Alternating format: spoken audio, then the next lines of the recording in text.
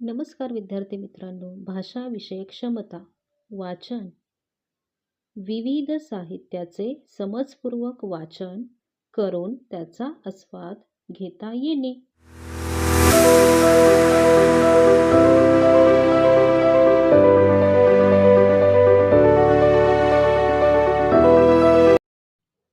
इयत्ता 9वी, विषय मराठी. पाठाचे नाव एक होती समयी. लेखक उत्तम कांबळे. प्रसिद्ध लेखक. श्राद्ध, अस्वस्थ, नायक, शेवटून आला माणूस इत्यादी कादंबऱ्या. रंग माणसांचे, कथा माणसांच्या, कावळे आणि माणसं, न दिसणारी लढाई इत्यादी कथासंग्रह. थोडंसं वेगळं, फिरस्ती, जगण्याच्या जळत्या वाटा, पावलानेच बनते वाट इत्यादी ललित लेखन. 5व्या बोटावर सत्य, किनाऱ्यावरचा कालपुरुष असे हे महान लेखक विविध पुरस्कारांनी सन्मानित.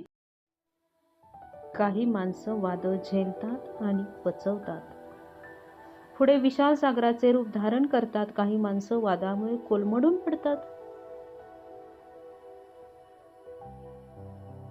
तर काही माणसं वादळ पचवण्याचे धडे दुसऱ्याकडून घेतात. आयुष्यभर आदिवासींसाठी जव्हारमधील कोसबाडच्या टेकडीवर ज्ञानयज्ञ तेवत ठेवणाऱ्या थोर समाजसेविका अनुताई वाघ यापैकीच एक.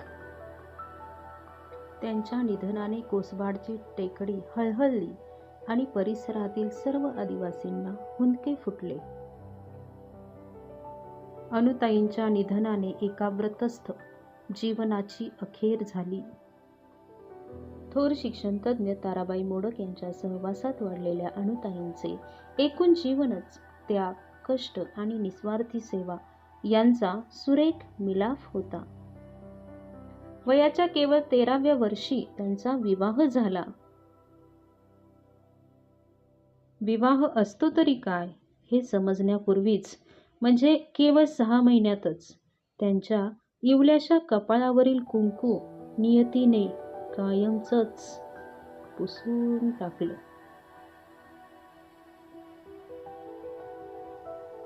भातुकलीचा खेळ मोडला, पण छोट्या अनूनं आभाळ एवढं दुःख पचवलं, कोलमडून टाकणारं वादळ पचवलं.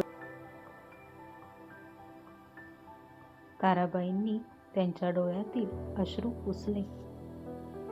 दुःखाचा डोंगर टाचेखाली चिरडत अनुताई मोठ्या जिद्दीनं उभ्या राहिल्या, त्या कधीही पराभूत न होण्यासाठी.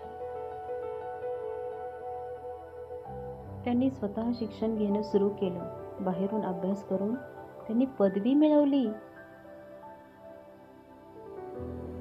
समाज व्यवस्थेत पिचलेल्या असंख्य आदिवासींच्या घरोघरी ज्ञानगंगा नेण्याचं व्रत स्वीकारलं.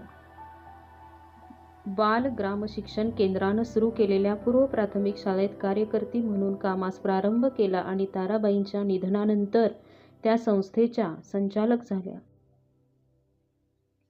ताराबाईंच्या रोपट्याचं त्यांनी पुढे वटवृक्षात रूपांतर केलं.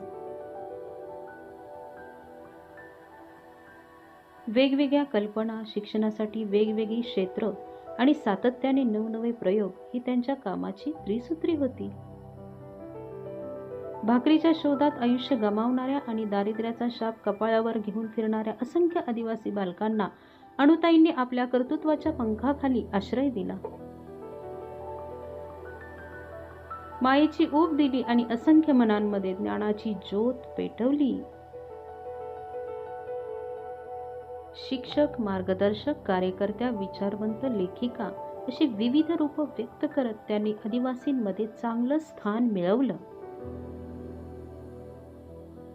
रानावनात भटकणाऱ्या आदिवासींना व्यावहारिक शिक्षण देणं तसं खूप सोपं, पण जाणीवपूर्वक आणि आयुष्यात उपयुक्त ठरणारं औपचारिक शिक्षण देणं खूप अवघड. त्यासाठी आवश्यक असते भविष्याचा वेध घेणारी दूरदृष्टी आणि धडपड. या दोन्ही गोष्टी अनुताईंकडे होत्या. त्यामुळे त्यांना वेगळे प्रयोग करताना कसलीच अडचण भासली नाही की पाश्चिमात्यांचा अभ्यासक्रम भाषांतरित करावा लागला नाही. प्राथमिक शिक्षण म्हणजे एकूणच शिक्षणाचा आणि आयुष्याचा भक्कम पाया असावा लागतो, याचं भान त्या कधीच विसरल्या नाहीत की शिक्षणाच्या दिशाहीन प्रसाराचा ध्यास त्यांनी धरला नाही. आपल्या मंद प्रकाशात मंदिर उजाळून टाकणाऱ्या समईप्रमाणे अनुताईंनी काम केलं. विद्यार्थी मित्रांनो, गिजूभाई भदेका, ताराबाई मोडक व अनुताई वाघ यांचे पूर्व प्राथमिक शाळांतील कार्य महान आहे. अनुताईंनी निरपेक्ष व निस्वार्थी भावनेने केलेले कार्य शिक्षण क्षेत्रात आमूलाग्र बदल करून गेले. विद्यार्थी मित्रांनो, एक होती समई या पाठातून लेखक उत्तम कांबळे यांनी आपली प्रगल्भ विचारधारा व्यक्त केली आहे. समय स्वतः जळते व प्रकाश देते, तसेच अनुताईंचे काम आहे. तुम्ही उत्तम कांबळे सर यांची पुस्तके वाचा व साहित्याचा आस्वाद घ्या.